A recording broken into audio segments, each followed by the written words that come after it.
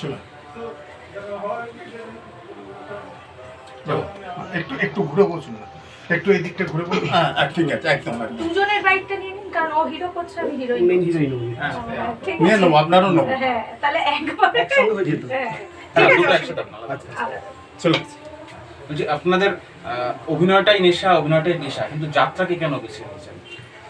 যাত্রার মধ্যে প্রাণ আছে, কারণ সিনেমাতে কি হয়, আমরা একটা অভিনয় করলাম, আমরা ফিডব্যাকটা দর্শকের কাছ থেকে ঠিকভাবে পাই না, কারণ অনেক পরে পাই, তাতে বুঝতে পারি না যে কেমন হচ্ছে, কেমন নিচ্ছে, কেউ মানে হলে গিয়ে ঘুমোচ্ছে বা আজও ওখানে গিয়ে দেখছে, বুঝতে পারি না। কিন্তু যাত্রাটা আমরা সব চোখে দেখতে পাচ্ছি, রিয়াকশানটা আমাদের অভিনয়ের পরে যখন হাততালি, আমরা যখন কাঁদি, তখন তাদের একটা ইমোশনাল ব্যাপারটা আমরা দেখতে পাই, আমাদের এটা ভালো লাগে। আপনারা যখন অভিনয় করেন, মানে কোন বয়সের লোকজনের আগমনটা হয় বেশি দেখে? সবাই, আমি বলবো যে আগে কি হতো বলতে পারবো না, আগে একটা সময় ছিল যে যাত্রা মানে ওই বয়স্ক মানুষদের বেশি ভিড় হয়, কিন্তু এখন ইয়াং জেনারেশনরা তারাও যাত্রা ইনভলভ হচ্ছে, তারাও মানে আসছে যাত্রা দেখছে। কীরকম এনভায়রনমেন্টটা তাদের কীরকম হয়?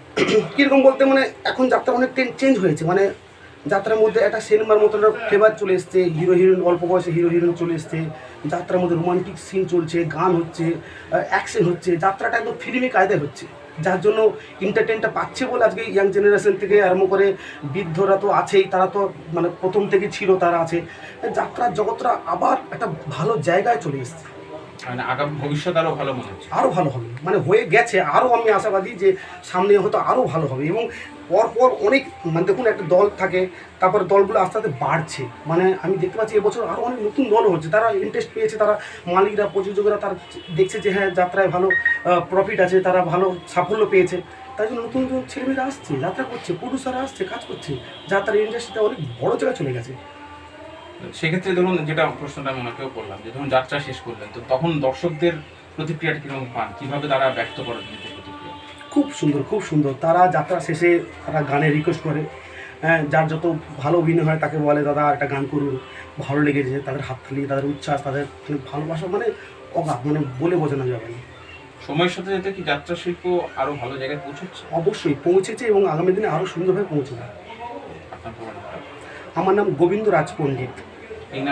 এই নামেই আমি গত বছর যাত্রা করেছিলাম জিরাজ পণ্ডিত হিসাবে, তো জিরাজ, এখন আমি পুরো নামটা লিখেছি গোবিন্দ রাজ পণ্ডিত, এইটুকুই। ধন্যবাদ। এবার আপনি এদিকে চলে আসুন।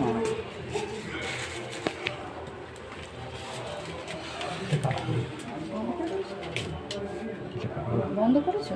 আপনি কি মানে অভিনেত্রী এবং আমি অভিনেত্রী এবং মালিক, প্রযোজক। দুটো বছরই